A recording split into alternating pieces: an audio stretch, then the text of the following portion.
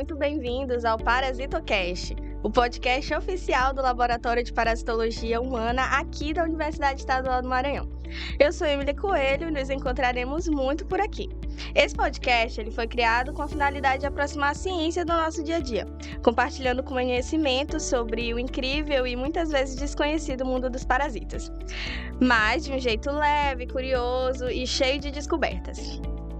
A vida é uma grande cadeia de interações. Cada espécie, de algum modo, depende da outra. E dentro dessa dinâmica, os parasitos também fazem parte desse processo, dessa cadeia cheia de mudanças e evoluções. Então, fique com a gente até o final do episódio para aprender muito mais sobre esse universo cheio de curiosidades. Hoje vamos fazer uma introdução à parasitologia. E o nosso convidado especial de hoje é o professor Dr. Newton Silva Souza. Professor, seja muito bem-vindo ao ParasitoCast. Obrigado. Ele é licenciado em Biologia, especialista em Metodologia de Ensino Superior, mestre em Biologia Animal e é doutor em Biotecnologia. Atualmente, o professor é associado aqui da Universidade Estadual do Maranhão, coordenador do LPH, que é o laboratório responsável pelo ParasitoCast, e ele atua com experiências na saúde coletiva, com ênfase em parasitologia humana, e especialmente no estudo da esquistossomose maçônica, certo, professor? Certo. Então, seja muito bem-vindo, é um prazer tê-lo aqui com a gente. Eu que agradeço. Para começarmos esse papo, o que exatamente é a parasitologia? Bom, a parasitologia é o estudo dos parasitos, sob todos os aspectos, Ciclo biológico, as medidas profiláticas, os sintomas, eventualmente algum medicamento, tudo relacionado aos parasitos engloba-se no que nós chamamos de parasitologia. Certo. Na sua fala, o senhor falou parasitos. Só que no nosso cotidiano a gente é acostumado a falar parasitas. Por que houve essa mudança? Como houve essa mudança? Bom, os livros, os artigos de 10 anos atrás tratam de parasita, tá? Mas modernamente a gente chama de parasito o agente etiológico, o bicho que causa a doença, tá? Então, ascaridíase é a doença e o parasito é o agente etiológico, é o causador da doença, tá? E não o parasita. Embora, repito, nós veremos muito ainda as pessoas falando, pessoas inclusive do meio médico e conhecedor da saúde, artigos e livros, trazem ainda a nomenclatura de parasita. Mas modernamente a gente hoje chama o bicho de parasito. Certo. Existe algumas características essenciais para considerar um organismo parasito? Um parasito?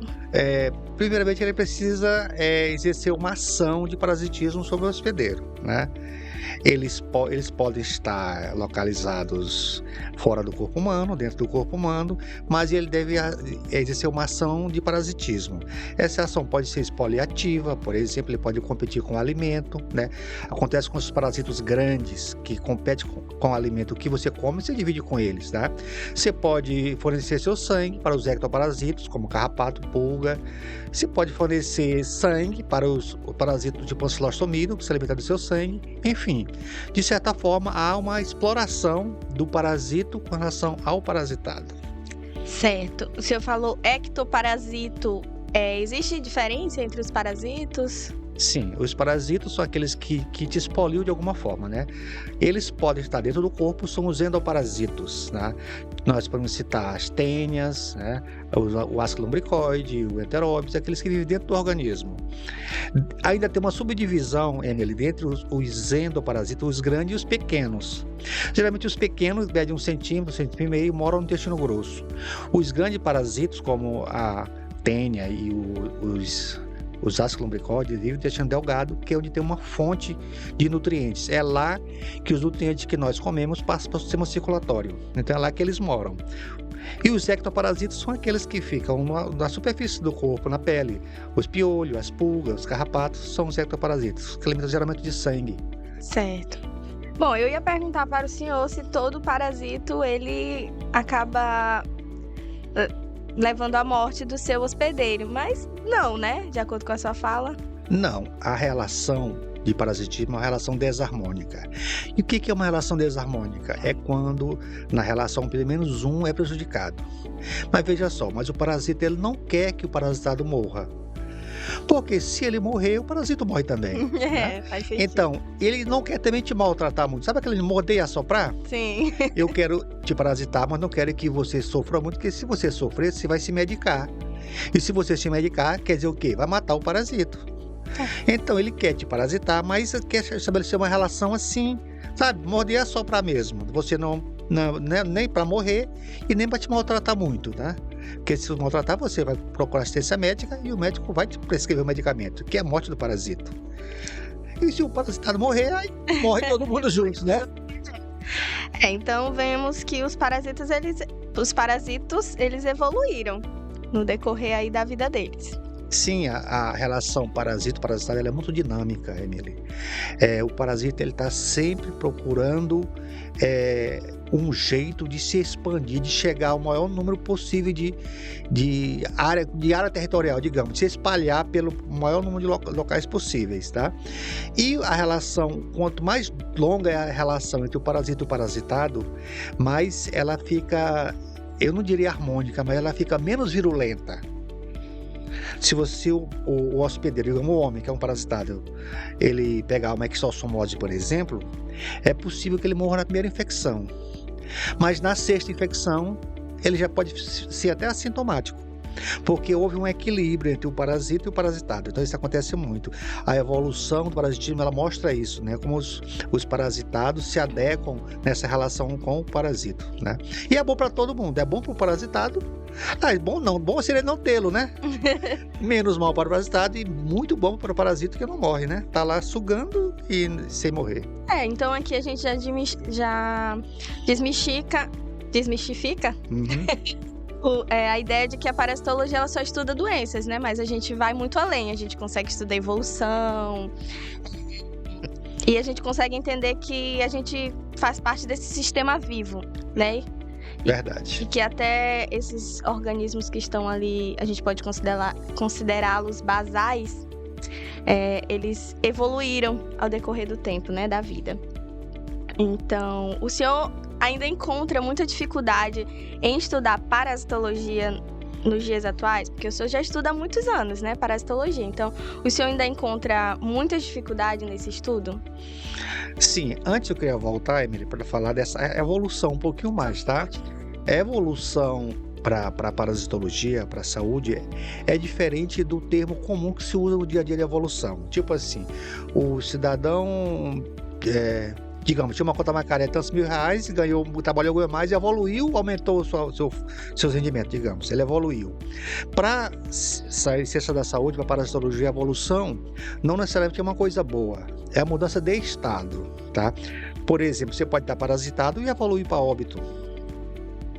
Não é uma coisa boa. Você mudou de um estado para óbito. Você evoluiu. A gente usa muito esses termos, né? Sim. Então, a parasitologia é muito dinâmica, né? O parasita está sempre evoluindo para bom, o parasitado ou não, tá? Via de regra. Então, voltando à sua questão, a parasitologia, nós temos um campo muito fértil. Sabe por quê, Emily? Porque os parasitos estão associados à pobreza, ao subdesenvolvimento, à falta de saneamento básico. E isso, mas que depende muito da política, né? E nossa região Nordeste é uma região pobre, o Maranhão faz parte desse contexto, que falta saneamento, a água não é tratada como deveria, os esgotos não são tratados como deveriam. Então é um campo muito fértil para as parasitoses e para os parasitos, tá? Então nós não temos dificuldade em sair da UEMA, dar um pulinho ali, encontrar uma grande quantidade de parasitas para estudar e mostrar para os alunos, né? Sim. Nós vivemos em um estado rodeado de rios e mares. O senhor entende que isso ajuda na proliferação de muitos parasitos ou o ambiente não interfere tanto assim? Interfere demais. Nós temos as chamadas hidroparasitoses, que são parasitoses que elas estão relacionadas com o meio hídrico, só se desenvolve no meio hídrico. Exossomose, que vem estudando há mais de 20 anos, né? Então, a água é fundamental para que haja a parasitose, porque só ocorre se o homem defecar na água ou próximo da água. Lá só ocorre se tiver um caramujo, que é uma hospedeira intermediária, que só vive na água. Então, e nós achamos que a água é a lixeira do mundo, tudo se joga na água. Nos rios, nos açudes, no mar, você despeja, você joga vasos sanitários, joga sofá velho, animais mortos, fezes, tudo a gente joga na água. E essa água é que não mata a nossa sede, tá? Essa água é que mata nosso calor quando você quer tomar um banho. Então, a relação ambiental com as parasitoses são íntimas, tá? Quanto mais se maltrata o ambiente, mais você recebe o troco. E o troco, dentre muitas outras coisas, é o aumento das parasitoses. Interessantíssimo sua visão. Dentro desse contexto da parasitologia, hoje a gente não vê tantos estudos relacionados à parasitologia circulando por aí, né? A gente vive isso muito aqui na UEMA, no nosso meio acadêmico. Então, dentro desse contexto, por que o senhor acha importante continuar estudando a parasitologia hoje em dia? As doenças parasitárias, como eu falei, são doenças da pobreza. E eu não me refiro, Emily, à pobreza financeira somente. Não. A pobreza de atitude, como eu falei, de despejar dejetos ao ar livre, nos rios, na educação ambiental. A pobreza de você não ter a higiene básica de lavar suas mãos frequentemente, cuidado de si, seu cuidado pessoal. Todas essas situações favorecem o aumento do parasitismo. Então, repita qual foi a segunda parte, por favor, desculpa. A importância de estudar os parasitos. Sim, hoje em dia. E daí as parasitoses, veja só, nós temos parasitoses, as parasitoses de forma geral debilitam muito. Sim. E outras são letais, como a ectossomose, por exemplo, como a malária, por exemplo, que matam mesmo, né? E outras debilitam o hospedeiro, o parasitado somos nós, né? E aí você falta a universidade, você falta a escola, você falta o trabalho, você gasta dinheiro do SUS, que é dinheiro nosso, público.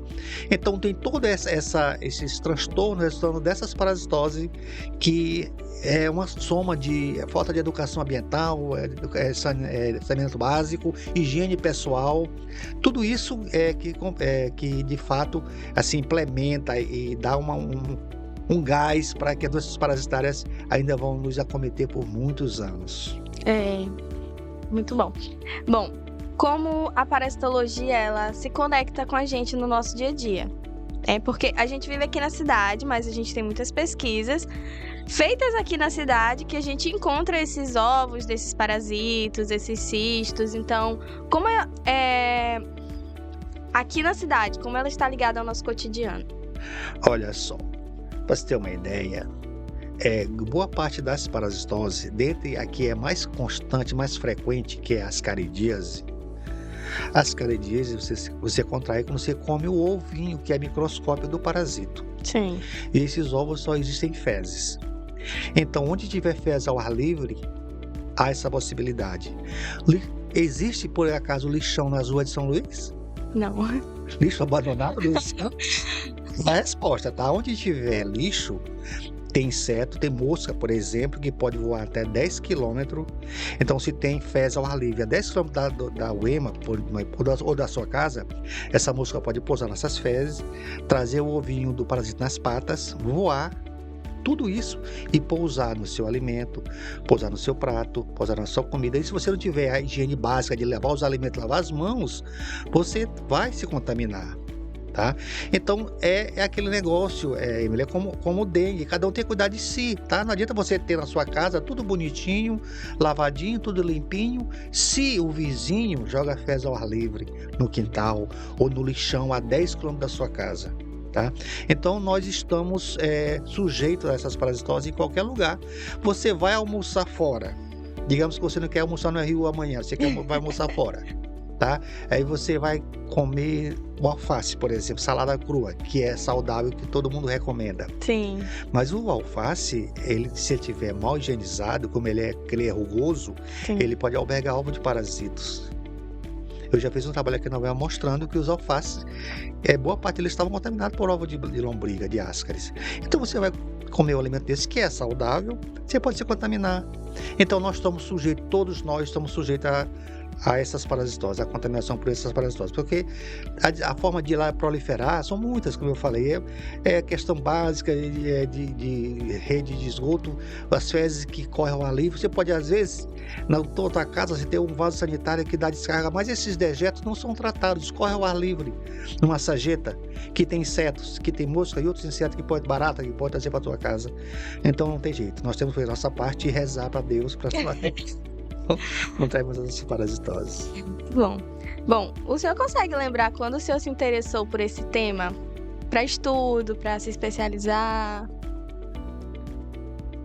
Bom, Emily, só o laboratório que nós o LPH, sim, só ele vai fazer 29 anos agora em março do próximo ano. 29. Bastante tempo. Só o laboratório. Então, antes do laboratório, eu já trabalhava muito, fui a São Bento várias vezes. Eu creio que tenha uns 40 anos que eu trabalho desde estudante, né? Eu fui motivado por um professor que foi reitor da UFMA, professor Otton Bastos, um grande pesquisador, né? Que eu admirava muito, e ele foi meu orientador, né? A minha orientadora era aluna dele, então eu fui ali gostando dessa coisa, e desde estudante que eu venho trabalhando com parasitose, e eu acho que eu só sei fazer isso. Mas é uma área muito bonita, né? Estranhamente bonita, para os ouvintes, estranhamente bonita. Bom, os parasitos, eles sempre são vilões? Ou tem parasitos bonzinhos? Não conheço nenhum. Eles podem fazer menos mal. Como eu falei, quanto mais o nível da parasita há mais tempo, eles se tornam menos virulentos. E aqui esclarecer, virulento não me refiro só a vírus, tá? Sim. É o potencial de uma doença. Eu posso ter um vírus virulento, uma bactéria virulenta ou um parasito virulento, tá? Então, quanto mais geralmente o primeiro contato que você tem com aquele parasito, ele é mais virulento do que os contatos posteriores, tá? É aquele negócio que parece que é uma acomodação, tá? Eu já conheço esse aqui, meu corpo já conhece, responde diferente, tá? Então, em doenças como a extossomose, por exemplo, a prima infecção, que é a primeira infecção, geralmente às vezes pode levar a óbito. Certo. E um indivíduo, ele pode ser parasitado por mais de um parasito por vez ou um de cada vez? Pode. Já fiz a análise de um paciente de São Bento com 7 parasitos. Meu Deus. Poliparasitados, de uma vez só. Vivo, trabalhando, importante. pescando e defecando ao ar livre, ou seja, contaminando meio mundo de gente com vários tipos de parasitos. Ele tinha ascara, ele tinha cistosoma, ele tinha ameba, ele tinha ancilostomídeo, enfim, uma penca de parasitos. Devia estar bem debilitado. Estava respirando. Ainda tinha jeito. Sim. Bom, nesses anos de estudo, o senhor encontrou um parasito bem diferentão, assim, que marcou a sua vida acadêmica? Não, diferentão não, mas eu me apaixonei por um que foi o Cistosoma maçônico desde cedo, né?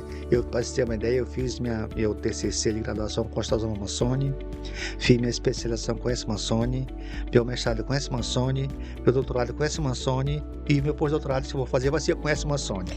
Ou seja, a paixão foi logo desde estudante. Como eu falei, através do professor Otto, que me inspirou muito, a professora Ivone, que todos dois já faleceram, grandes professores da UFMA. Bom, foram muitas descobertas, então, no meio desse processo. Bastante. De estudo. O senhor quer compartilhar alguma com a gente? Uma descoberta sobre o Schistosoma maçônico? Bom, eu queria enfatizar e fazer jus à experiência dos profissionais que, de alguma forma, contribuíram para a minha formação na Baixada. A gente viajava muito para São Bento para fazer análise de fezes de pessoas supostamente contaminadas e roedores também. E eu conheci um técnico da antiga SUCAM, FNS, que tinha ensino médio só, mas muita experiência, né? E nós fazendo análise de fezes do paciente, eu olhei a lâmina e estava negativa, né? E ele olhou, não, tá positivo. Aí eu falei, tá negativo. Eu falei, cadê o ovo de Schistosoma maçônico aqui que eu não tô vendo? Olha esse aqui. Mas esse ovo não tem espículo. O que caracteriza o ovo dessa maçônica é um espículo lateral. Sim. Ele falou, tem, porque tá para baixo. Ele pegou um palitinho, bateu na lâmina, aí a água se movimentou e o ovo virou o espículo para cima. Tá aí o ovo. A experiência é importante. Você não pode dispensar aquelas pessoas que não têm formação acadêmica, mas que trabalham uma vida com aquilo. Você tem que aproveitar.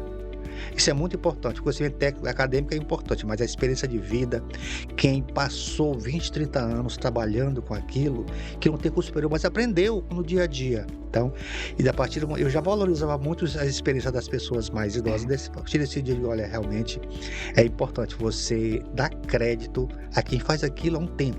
Eu ainda estudante, nas fraldas ainda, eu aprendi que o ovo de estimação tinha um espículo lateral, não olhei o ovo no espículo, não é só Maçônica. Não é, só que tá para baixo. Ele me mostrou que ele estava certo, Seu Cícero, nunca esqueci desse episódio. Experiências. Faleceu também, infelizmente. Bom, no Instagram do LPH, nós abrimos uma caixinha de pergunta para que o público pudesse interagir e participar aqui do nosso podcast junto com a gente. Uma intenção de trazer o público para mais perto de nós. E uma pessoa perguntou o seguinte: a gente costuma associar os parasitos a países tropicais. Isso é verdade? O clima realmente influencia? Sim, o clima quente e úmido influencia. Um exemplo é a ectossomose, né? Para o caramujo, só para ter uma ideia, a ectossomose, ela tem 2 hospedeiros, eu, ser humano, e o caramujo. O caramujo libera uma larvazinha que fica na água. Ao ter contato com a água, o homem trabalha pescando, se divertindo, tomando banho, essa larvazinha penetra na pele dele. E essa larvazinha, para sair do caramujo, ela é mediada por calor e luz, tá? Então a intensidade do sol e o calor do Nordeste favorece com que essa larva ela saia do caramujo e fique disposta para infectar os seres humanos, tá?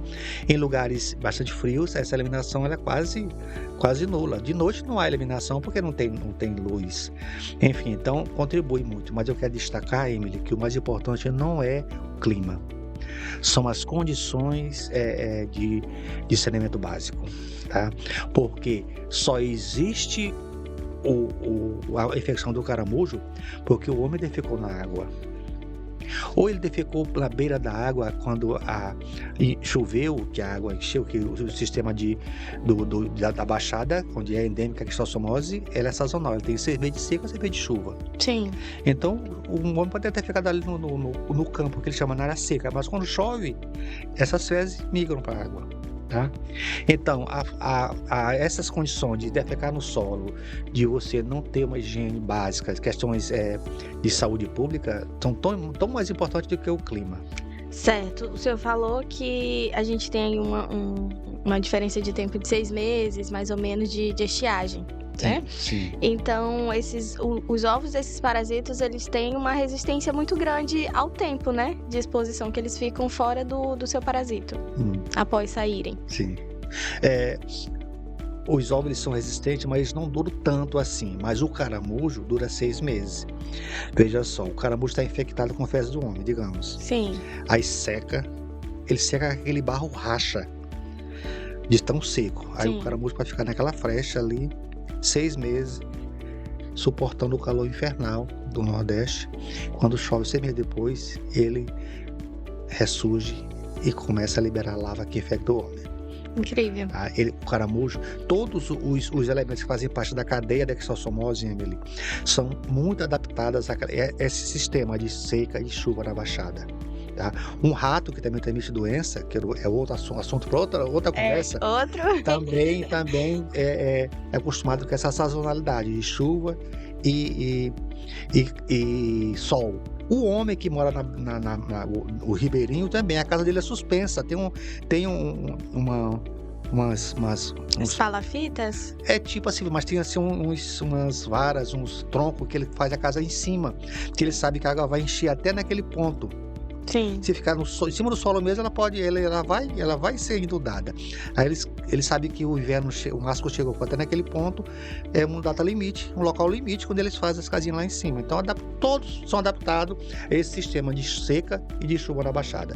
Inclusive, os elementos que compõem as doenças parasitárias comuns lá, no caso, a ectossomose. Certo, a gente tem outros parasitas que não estão ligados à água. Sim. O senhor pode citar alguns pra gente? As caridíase é a parasitose mais prevalente em qualquer inquérito parasitológico, vamos imaginar que você vai lá para o município qualquer, vou fazer 100 exames de fezes. Se desses 100 exames tiver 50 positivo, pode contar aí que 40 são de ascaris.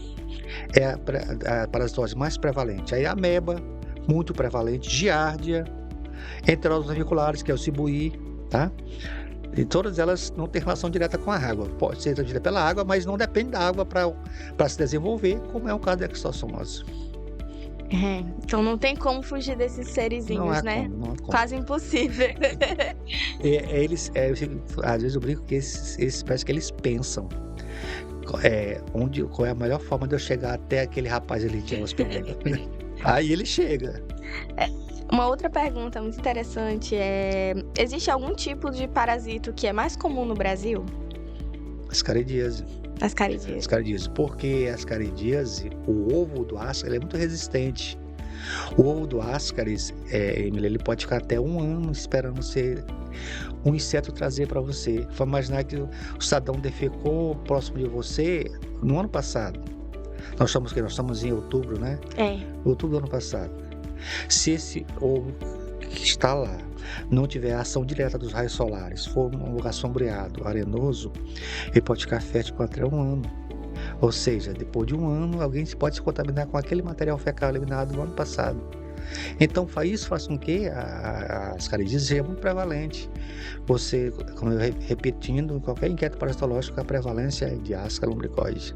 Isso é uma resistência muito grande, né, ao tempo. Ele tem 3 membranas, ele o embrião que está dentro, ele não morre porque ele não se resseca rapidamente, porque o ovo é bem protegido, 3 membranas, sabe? É adaptado para o parasitismo.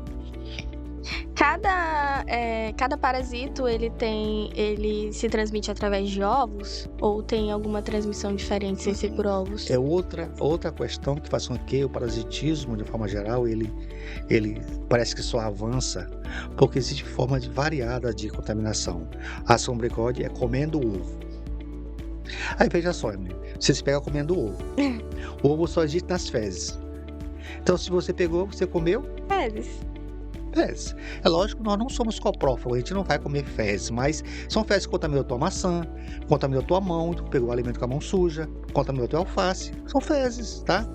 Mas eu tenho contaminação por larva que penetra na pele, extossomose, acilostomídeo, você pisa em fezes, que é a doença de catatu, Sim. Né? Você pisou em fezes.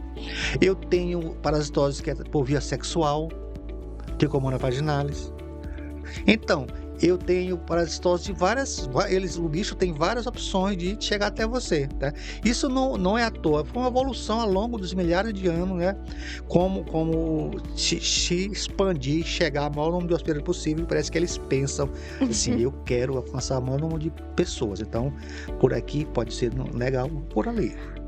A globalização ajuda isso, né? Um pouquinho, a gente vê a esquistossomose, ela veio da África num período em que os africanos vinham nas caravelas, né? Isso.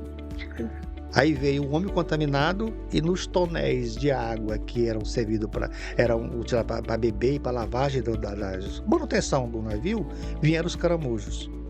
Chegaram no Brasil, se adaptaram muito bem. Ao clima. Por aqui ficaram. Estão aí até hoje.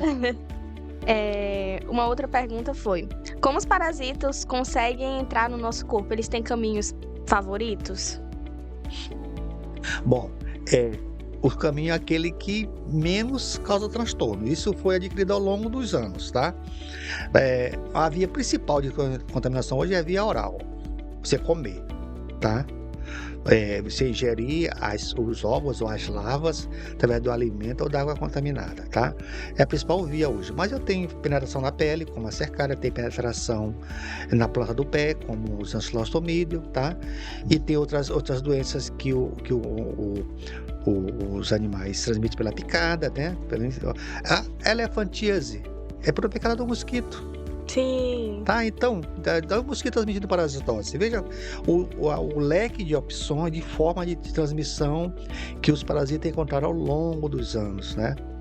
Mas a principal hoje seria a via oral. Você pega a teníase comendo a carne contaminada, você pega a asca comendo o ovo, você pega a enteróbise comendo o ovo, tá? Mas existem outras, como eu falei, a sexual, através da penetração ativa das larvas e outras mais. Certo. Se o senhor pudesse dar uma dica para evitar essas parasitoses, qual seria? Bom, o saneamento básico, principal, tá? Que não depende de nós, pessoa física, depende do poder público, né? Sim. A água tratada e o destino correto para os nossos dejetos, para as nossas fezes. O fato das pessoas defecar ao ar livre é o grande responsável pela disseminação das parasitoses. E isso, Emily, envolve muitas coisas, poder econômico, né? E a própria educação em saúde, porque às vezes o cidadão ele tem até recursos financeiros para fazer um banheiro no seu quintal, na sua casa, mas ele utiliza esse dinheiro para outras coisas. Porque não acha que é prioridade investir naquele aspecto de saúde. E prioridade depende da tua capacidade de entender, da tua educação. Se você não sabe nem o que é parasito, nem acha que existe ovo de parasito, que o ovo é invisível, você só quer no que vê, e o ovo é microscópio, então você não acredita. Então, vou fazer para gastar aí um valor X, fazer um vaso sanitário, um banheirinho bonitinho na minha casa, se eu posso fazer cocô no mato. E esse dinheiro eu posso comprar uma moto, na hipótese, tá? Então, a prioridade depende muito da educação, de você ter educação em saúde. E em outros casos em que os lixões são espalhados por aí, não há um local adequado, né? Isso aí não depende de você, depende do poder público, das políticas públicas. Daí a nossa importância como aluno, Emily, você que é aluno, como eleitor, de você valorizar aqueles políticos que têm proposta para a saúde básica, para o saneamento básico. Você quer meu voto? O que você acha do lixão? O que você pensa para os dejetos para que são famosos que ainda na Baixada? Que ideia você é da Baixada? Que ideia você tem para ali? Vamos questionar, porque nós somos culpados, nós botamos essas pessoas lá, né? Que não pensam no saneamento básico, né? Nessas infraestrutura que não é visível. Não é visível, tá? Então, quem investe nisso é quem tem consciência, quem é motivado pelo eleitor. Então, se o político não tem consciência, cabe a nós, eleitor, cobrarmos dele, tá? Então, é isso para a gente ter uma melhor perspectiva de não sofrer, como eu repetindo o que eu falei no início, as doenças parasitárias não são todas letais, mas são todas debilitantes. O cidadão sofre, padece, ele falta ao serviço, ele falta à escola. Tem um artigo mostrando que o adolescente que tem cibuí, que é enteróbios, tem um rendimento menor nas notas, porque os sintomas é o fluido anal, ele fica desconcentrado, ele não consegue se concentrar, tá? Então é um prejuízo geral. Então a falta de investimento público, a falta de saúde básica colabora demais para que as parasitoses estejam aí nos maltratando. Certo. Além de nos preocuparmos com a saúde pública vinda do governo, a gente tem as medidas profiláticas, né? Nós trabalhamos muito com extensão falando sobre medidas profiláticas lá no nosso laboratório. Sim. O senhor poderia citar algumas para nós? Sim. Higiene básica, que eu falo assim, higiene básica, eu quero dizer o que? Mãos limpas, tá? Ter o hábito de lavar as mãos, toda vez que vai ao banheiro pentear o cabelo, lave as mãos, tá? Unhas cortadas, né? Unhas coxinhas cortadas, né? E você lavar os alimentos, tá? Observar o local que você se alimenta, se a cozinha é higienizada, enfim, esses detalhes contribuem bastante. E importante, fazer exame de fezes periodicamente. Não tome medicação só porque você sente sintomas X ou Y. Os sintomas das parasitoses, quase todos são inespecíficos, Emily. São sintomas comuns a muitas outras doenças. Então você não pode achar que você está tendo um sintoma, seja uma parasitose. Você precisa fazer um parasitose de fezes para verificar se você tem a parasitose, aí sim se medicar, tá? Certo. Bom, a gente tem outro quadro aqui que se chama Mitos e Verdades. E no meio da parasitologia a gente vê muitos mitos. A gente que faz pesquisa de campo, a gente vê as pessoas falando umas coisas que a gente que estuda o assunto acha até engraçado. Uhum. Mas teve uma pergunta de uma pessoa que falou assim: se o bicho geográfico chegar nos meus olhos, ele vai me cegar? Não vai chegar. Uhum. Não vai chegar. Não, ele mas é pele, é epitelial, ele fica fazendo caminhos por ali e tal, não vai chegar nos olhos. E o bicho geográfico, ele é exatamente o quê? Só para o público Bom, entender melhor a pergunta. A lavamigras, ela é contraída pelo contato com fezes de animais jovens, cães e gatos, né? Que ele fica fazendo túneis pela pele, tá? Fazendo um tipo mapa, daí o bicho geográfico, tá? Ele fica crateras que ele fica fazendo embaixo da pele, no tecido epitelial. Isso coça, e a pessoa coça e fere, e aí tem infecções secundárias, as bactérias naturais da pele, para infecção, mas perfeitamente tratável, curável, né? Muito comum em praias, as pessoas levam os animais para as praias. Eu tive uma aluna que contraiu na praia, aluna do laboratório. Teve uma festa, um evento na praia, todo mundo descalço lá na areia, né? E 7 pessoas pegaram bicho geográfico nesse bar. Os cães vão lá, defecam, os gatos e... sabe? Eu não estava nessa festa, mas também já peguei bicho geográfico. Na verdade, quem nunca, né? É muito comum em crianças, né? Que brincam na terra. Isso, onde gato faz cocô, gato joga. No interior, nos interiores, é muito comum. Muito comum. Bom, é isso. E, professor, obrigado pela sua participação. Espero tê-lo aqui novamente. E assim a gente chega ao fim do nosso primeiro episódio do Parasitocast. Hoje deu pra gente perceber que a parasitologia vai muito além do que a gente imagina, né? Sim. Tem muita coisa pra gente falar ainda. E quero agradecer de novo ao professor por compartilhar tanto conhecimento, experiências com a gente e despertar em nós um novo modo de olhar para a parasitologia, sem nojos, né? Sem nojo. Eu agradeço, Emily, e espero ser convidado outras vezes, não só para a primeira vez, tá? Com certeza. Para falar sobre assuntos mais específicos e gerais, como nós falamos aqui hoje, tá? Eu que agradeço. Vamos nos aprofundar nessa situação mais maçônica, nas suas descobertas. Sim. E você que acompanhou a gente até aqui, o meu muito obrigada. Continue com a gente nos próximos episódios, porque a gente ainda tem muita coisa a descobrir sobre esse universo maravilhoso da parasitologia. Eu sou Emily Coelho e esse foi o Parasitocast, onde a ciência e a curiosidade caminham lado a lado. Beijo, te espero!